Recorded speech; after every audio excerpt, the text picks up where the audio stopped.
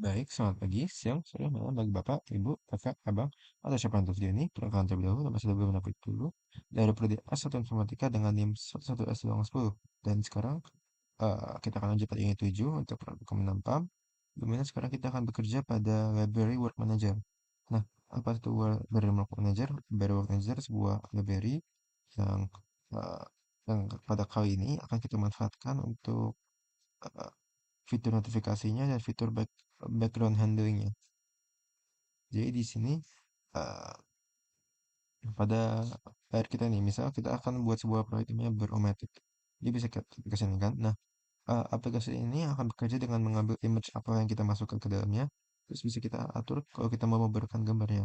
Nanti bisa kita start untuk mulai proses async dari barangnya. Namun eh, ini bukan hanya kita mau bangun biar ngebar gambar ya, kita mau coba melihat tentang fitur notifikasinya, di mana kita mengatur jika ketika kita mulai start, terus kita bisa mungkin keluar dari aplikasinya, harus nampak notifikasinya bahwa sudah uh, terbangun, bahwa ada notifikasi bahwa sudah berasal selesai. Jadi di sini uh, kita kewenangan itu pada worker utils ya. Di sini ada metode untuk melakukan notifikasinya. Ini akan menyimpan status aplikasi dan berinteraksi dengan historinya. Lalu untuk yang salah sih. Berbasis screen inilah fungsi yang untuk UI-nya seperti biasa, ia akan terus dengan view model kita. Jadi fungsi composable untuk bikin gambar dan ya akan seperti biasa akan berita ada tombol-tombolnya untuk mengatur tingkat etik ini juga menggunakan integer nanti ya. Oke, jadi ini cuma beberapa teori itu apa itu word integer. Coba kita akan lebih fokus pada implementasinya. Ini pertama kita harus masukkan juga dependency ini. Lalu seperti tadi dikatakan ada beberapa kelas di work manager yang mungkin kita perlu penting sini. Yaitu worker sama create worker, work manager, work request sama work manager. Dan work manager ini yang nanti akan kita pakai. Ini menjadwalkan work request dan menjadwalkan dengan cara menyebarkan beban pada apa resource yang mungkin dimiliki sama sistemnya. Dan untuk request tadi ini uh, itu untuk mengharuskan biar jadi kondisi request kita nanti itu setelah perangkatnya diberi request akan meneruskan request ini ke suatu komponen dan komponen itu adalah current worker. Current worker itu uh, fungsinya akan bisa kayak terpanggilnya sama ketika menerima input ini sama ibaratnya selalu akan men-sense apa itu inputnya terus akan bisa kita uh, panggil biar melakukan semua proses ini dan yang pada konteks ini metode itu adalah do work. Oke, jadi bagaimana cara kita bisa membuat worker ini pasti pertama kita harus ada import beberapa hal yaitu current worker sama worker parameter tadi. Juga kita import kon- konten dari konteksnya. Lalu kita bikinlah kelas utama kita untuk berworker. Bisa lihat apa parameter di sini. Dan di sini, di dalam door ini, uh, kita akan override beberapa dari metode-metodenya. Jadi, pertama kita harus uh, menggunakan tadi yang make status notification. Ini akan mengambil, jadi artinya importnya adalah sebuah string, dan itu tersimpan pada string atas sama harusnya, bahwa berimage berhasil nanti ada nampak teks. Dari situ kita juga akan mau saya langsung lompat ke sini. Jadi itu akan return sebuah uh, hasil suksesnya dan itu dalam tracket block dia bisa gagal tidak akan langsung berhenti ya tapi akan menampilkan bahwa itu gagal. Oke, lalu outputnya itu tersimpan dalam sini picture dan ini ada image-nya, ini level dari ke blurriness-nya. Lalu lanjut dari situ, kayaknya langsung ya ke bawahnya. Oke, dan mengupdate work manager Barometric Story-nya ini cuma mengupdate aja sekarang apa datanya sementara dapat. Mungkin lebih gampang jika saya jelaskan dalam konteks programnya saja ya, pada snippet-snippet. Coba saya jalankan.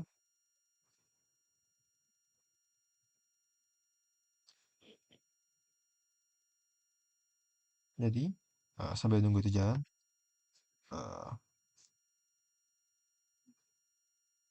datanya bisa di sini itu cuma gunakan integer jadi berkembang 1, 2, 3 di sini kan. Jadi kita akan pilih J1 untuk letter bird, 2 mode bird, dan 3 the most bird. Dan uh, ini akan nyimpan nilai dari bird amount-nya.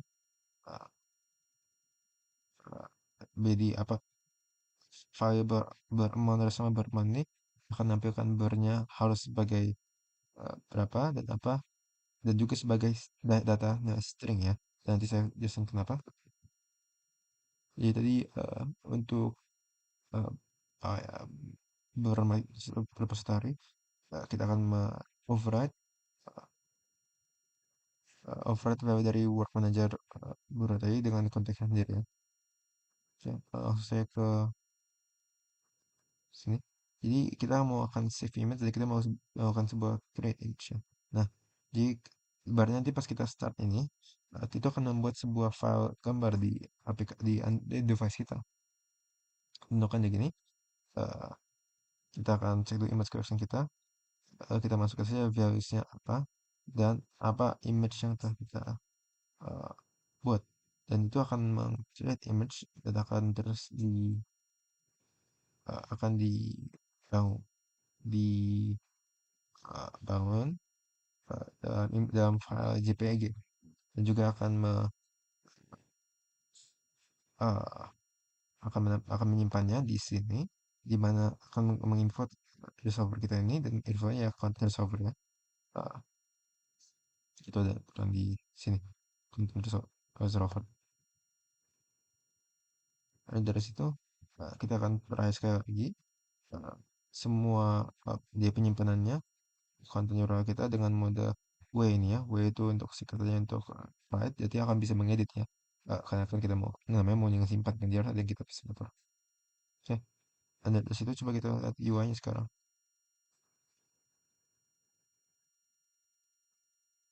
Jadi berview model itu yang akan menampilkannya. Uh, jadi ada per amount uh, data di sini. Itu yang data yang tersimpan di ber amount data ini akan tersimpan di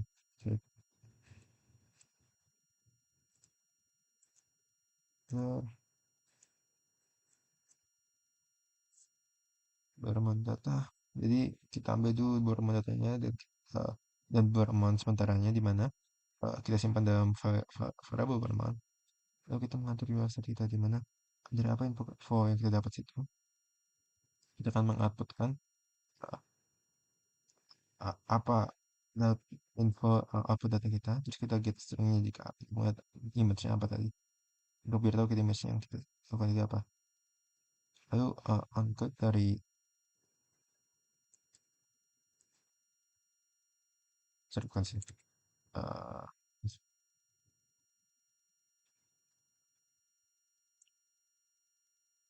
jadi oncode dari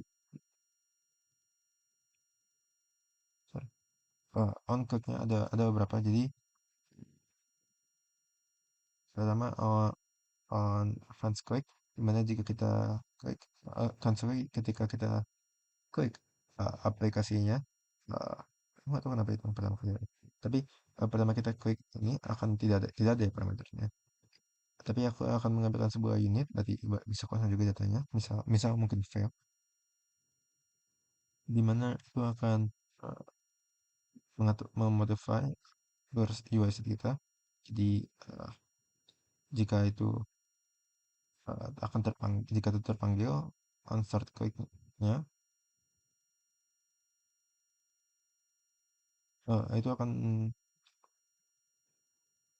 itu akan melakukan proses dari prosesnya dan dicek juga kan itu kan ibaratnya semuanya berjalan sebagai asynchronous ya jadi ketika kita start saya cuma demokan ketika saya start nah akan kita akan blurring kita katanya sudah berhasil blurring